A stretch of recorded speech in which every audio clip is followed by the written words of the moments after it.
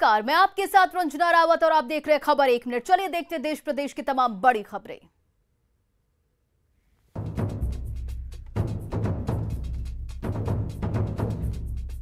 पटना के गांधी मैदान ब्लास्ट मामले में दोषी करार 9 अभियुक्तों को सजा सुना दी गई।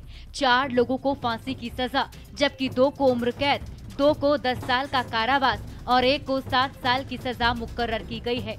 एनआईए के स्पेशल कोर्ट ने सभी अभियुक्तों की सजा तय की। इससे पहले सभी दोषियों को एनआईए के स्पेशल कोर्ट लाया गया था, जिसके लिए पुलिस प्रशासन की ओर से विशेष तैयारियां की गई थीं। 27 अक्टूबर को ही एनआईए कोर्ट के विशेष अदालत ने 9 आतंकियों को दोषी करार दिया था, जबकि एक अभियुक्त फखरुद्दीन को साक्ष्य के अभाव में बरी कर दिया गया था। कोर्ट ने सजा के बिंदु पर सुनवाई के लिए 1 नवंबर की तारीख तय की थी। गांधी मैदान में 27 अक्टूबर 2013 को हुंकार रैली के दौरान हुए सीरियल बम ब्लास्ट मामले में 6 लोगों की मौत हो गई थी, जबकि 83 लोग घायल हो गए थे। 22 अगस्त 2014 को कुल 11 अभियुक्तों के खिलाफ आरोप पत्र दाखिल किया गया था। शहीद ऋषि रंजन का अंतिम संस्कार बेगूसराय के सिमरिया घाट पर पूरे विधि विधान के साथ किया गया। राज्य सरकार की ओर से पुलिस सम्मान के साथ अंतिम संस्कार हुआ। इस दौरान पूरा इलाका शहीद ऋषि अमर रहे और भारत माता की जय के नारे से गूंजता रहा। लोग भारत माता के लाल की एक झलक देखने को व्याकुल दिखे। जम्मू कश्मीर के राजौरी जिले में शनिवार को नियंत्रण रेखा से सटी अग्रिम चौकी के पास गश्त के दौरान बारूदी सुरंग में हुए विस्फोट से शहीद हो गए थे। सेना के जवानों ने शहीद ऋषि कुमार को सलामी दी। सेना के जवानों के द्वारा श्रद्धांजलि दिए जाने के बाद आम लोगों ने भी अपनी माटी के लाल का अंतिम दर्शन किया। लोगों की भीड़ इस कदर थी कि सड़कों पर रत्ती भर जगह खाली नहीं दिखी। लेफ्टिनेंट ऋषि कुमार के शहीद होने पर मुख्यमंत्री नीतीश कुमार ने भी शोक संवेदना व्यक्त। उन्होंने कहा कि लेफ्टिनेंट ऋषि कुमार की शहादत को देश हमेशा याद रखेगा। बेतिया के मदरसे में हुई लड़की की हत्या मामले में पुलिस के हाथ अब तक खाली हैं। सबसे हैरत की बात यह है कि जिस मदरसे में लड़की पढ़ती थी, उसी मदरसे में उसके साथ महापाप हुआ है। परिजनों ने बताया कि लड़की की शादी भी तय हो गई थी, लेकिन उससे पहले ही निर्मम हत्या कर दी गई। लड़की के शव का पोस्टमार्टम जीएमसीएच में कराया गया है। अचरज की बात यह है कि हत्या से पहले लड़की के साथ मारपीट भी की गई है, लेकिन रोने चिल्लाने की आवाज पास स्थित उसके घर तक नहीं पहुंची। रविवार को शिकारपुर थाना क्षेत्र से छात्रा की हत्या का मामला सामने आया था। हसनापुर गांव के मदरसा इस्लामिया के क्लासरूम से छात्रा का शव बरामद किया गया था, जिसके बाद से इलाके में सनसनी फैल गई। पूरा मामला पोस्टमार्टम रिपोर्ट आने के बाद ही साफ होगा। हालांकि आशंका जताई जा रही है कि दुष्कर्म के बाद उसकी गला दबाकर हत्या कर दी गई। मृतक छात्रा शनिवार की रात 10 बजे शौच के लिए निकली थी, लेकिन लौटकर वापस घर नहीं आई।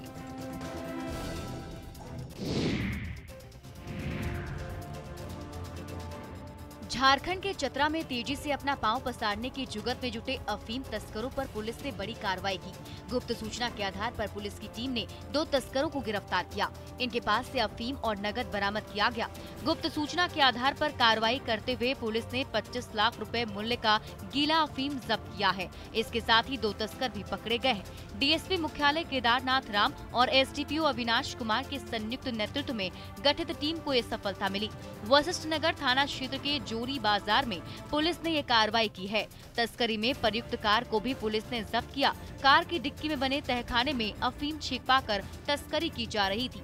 नशे के सौदागर जिले के युवाओं को टारगेट कर रहे हैं। हालांकि पुलिस लगातार कार्रवाई कर रही है। अभी 2 हफ्ते पहले ही अफीम के साथ 2 लोगों की गिरफ्तारी हुई थी।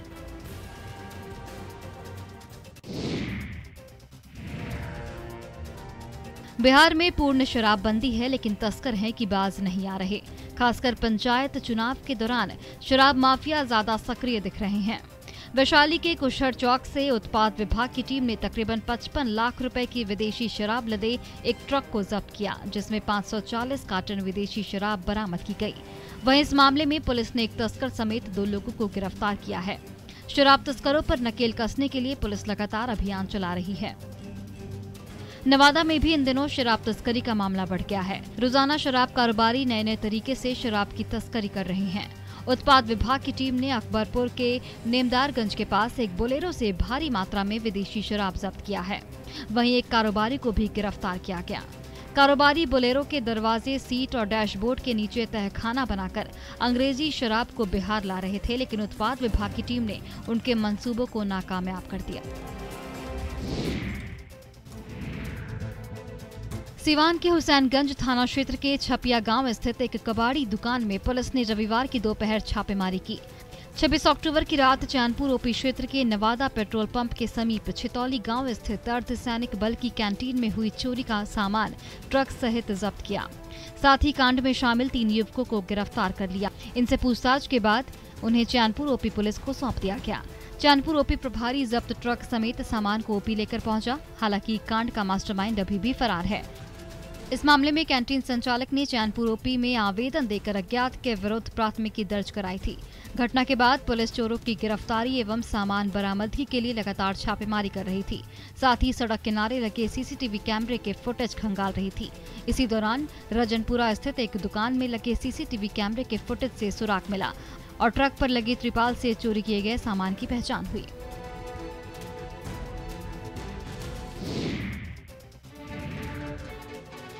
बिहार में त्योहारों का सीजन चल रहा है। दुर्गा पूजा खत्म होने के बाद अब दिवाली और छठ पर्व नजदीक है। बिहार में दोनों पर्व को लेकर तैयारियां तेज हो गई हैं।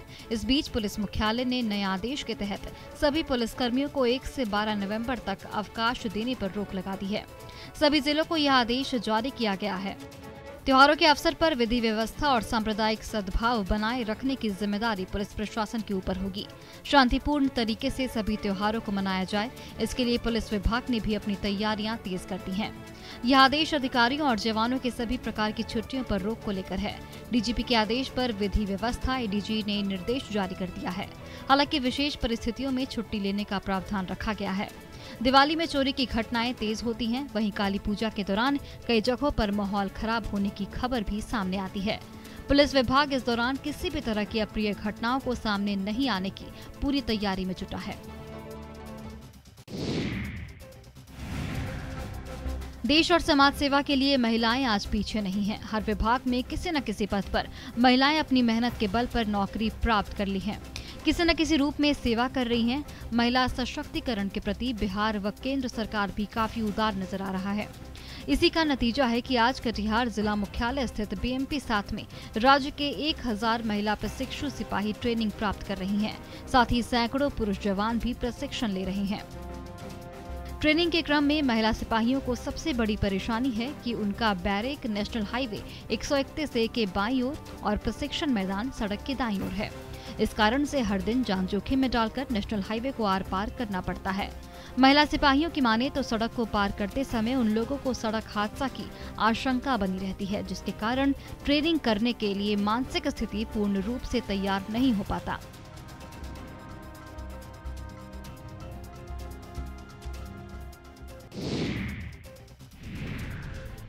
पटना में छठ महापर्व की तैयारी में श्रद्धालु से लेकर प्रशासन की टीम जोर शोर से लगी हुई है। खुद डीएम चंद्रशेखर सिंह मोर्चा संभाले हुए हैं। उन्होंने अगले 2 दिनों में पटना के तमाम घाटों को ठीक कर सुरक्षा की व्यवस्था बहाल करने के निर्देश दिए। घाटों पर बद इंतजामी देख डीएम को गुस्सा आ गया और उन्होंने जल्द से जल्द इसे दुरुस्त करने के निर्देश दिए। छठ महापर्व के लिए गंगा के दूसरे घाटों को भी तैयार करने का काम तेजी से चल रहा है। पहले इन घाटों पर जाने के लिए 1.5 से 3 किलोमीटर तक पैदल चलना होता था, तब जाकर गंगा मैया के दर्शन होते थे। लेकिन इस बार गंगा में पानी होने की वजह से लोगों को पैदल भी कम चलना पड़ेगा। हालांकि इधर कुछ दिनों से गंगा के जलस्तर में लगातार कमी हो रही है। पटना प्रशासन ने जेपी सेतु के पूरब और पश्चिम 3 किलोमीटर लंबा तक बेहतरीन घाट तैयार किया है। जेपी सेतु के नीचे पहली बार प्रशासन की ओर से सड़क बनवाई गई है। पानी के अंदर बांस बल्ला लगाने का काम लगभग अंतिम दौर में है।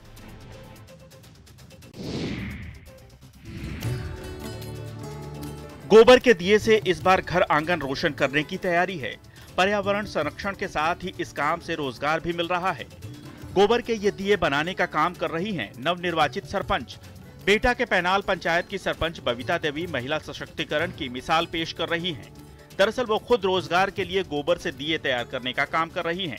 इतना ही नहीं, वो इलाके की महिलाओं को भी ये हुनर सिखा रही हैं। नागपुर के स्वानंद गोविज्ञान केंद्र से प्रशिक्षण लेने के बाद सरपंच बबीता देवी अपने गांव की महिलाओं के साथ गोबर के दिए बनाने में जुटी हुई हैं। उनकी टीम करीब 75 महिलाओं की है। एक महिला एक दिन में आमतौर से 350 दिए बनाती है। इंटर पास सरपंच बबीता पंचायत के काम के साथ साथ गांव की महिलाओं को रोजगार देने का भी काम कर रही हैं। इस वजह से बबीता 2 बार सरपंच चुनी गई हैं। दीपावली में उपयोग करने के बाद इन दियों को जैविक खाद बनाने में उपयोग किया जा सकता है।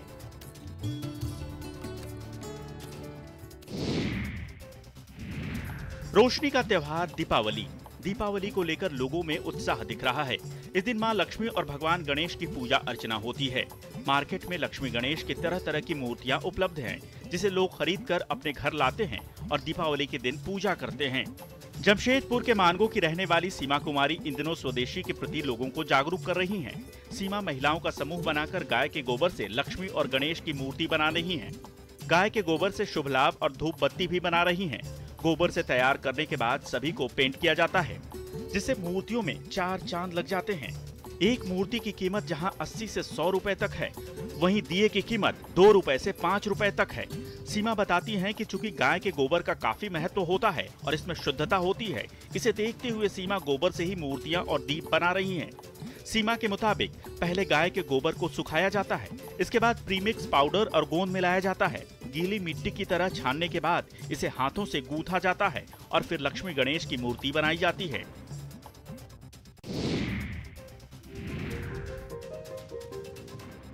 बेतिया के लोहियरिया पंचायत के मोती छापर गांव में कुम्हारों की बस्ती है, जहां आज भी बड़े पैमाने पर मिट्टी के दिए बनाए जा रहे हैं, ताकि लोग इस दीपावली अपने घर को मिट्टी के दियों से रोशन कर सकें। इस गांव के अवधेश पंडित बताते हैं कि मिट्टी का दिया तो बना रहे हैं, लेकिन चाइनीज सामान बाजार में बड़ी मात्रा में उपलब्ध हैं, जिसके कारण मिट्टी के दिए की बिक्री कम हो गई है। लिहाजा कुम्हार समुदाय के लोग अब सरकार के साथ साथ समाज से भी आधुनिक दिए बंद करने की गुहार लगा रहे हैं।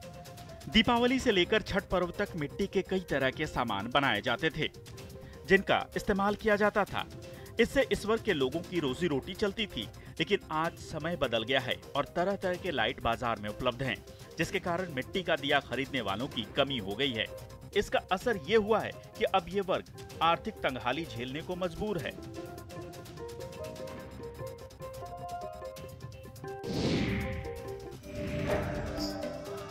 वैसे तो आपने कई जगहों पर रामलीला देखी होगी, लेकिन बिहार के सिवान के सरहर गांव की रामलीला सबसे अलग है। इस गांव का चाहे 90 साल का बुजुर्ग हो या 10 साल का बच्चा, सभी को रामायण के हर पात्र का संवाद याद है, वो भी कंठस्थ। जिसको जब मौका मिलता है वो रामलीला के मंचन में शामिल हो जाता है। सबसे बड़ी बात कि ग्रामीणों ने अपनी जिद से सैकड़ों साल पुरानी परंपरा को जीवंत कर रखा है। सरसर गांव के ग्रामीण जब कभी भी पर्व त्योहार में जुटते हैं तो रामलीला का मंचन करते हैं। बुजुर्ग से लेकर बच्चे तक रामलीला में अपना किरदार निभाते हैं। डॉक्टर हो या इंजीनियर, छुट्टियों में जब घर आते हैं और जब सभी का जुटान होता है तो रामलीला का शानदार मंचन किया जाता है। मेकअप आर्टिस्ट से लेकर रामलीला के डायरेक्टर तक इसी गांव से होते हैं। सबसे खास बात यह है कि इस पुरानी परंपरा को बचाने के लिए सभी धर्मों के लोग अपना पूरा सहयोग देते हैं।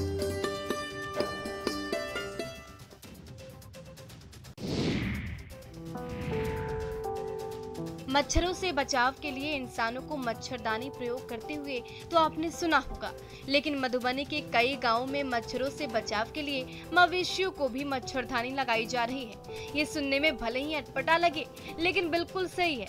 ये इंसानियत के साथ साथ मवेशियों के प्रति पशु पालकों के लगाव को दर्शाता है, जिसकी चर्चा हर तरफ हो रही है। यह अन्य पशु पालकों के लिए नजीर है, जिसका अन्य गाँवों में भी अनुसरण होने लगा है। कोसी इलाके में हजारों एकड़ जमीन करीब सालों भर पानी में डूबा रहता है, जिससे यहाँ के पशुपालक एक और जहाँ हरे चारे के कमी से परेशान रहते हैं, तो वहीं मच्छर और कीड़े मकोड़े से दुधारू पशुओं को सुरक्षित रखने की बड़ी चुनौती भी इनके सामने हमेशा बनी रहती है।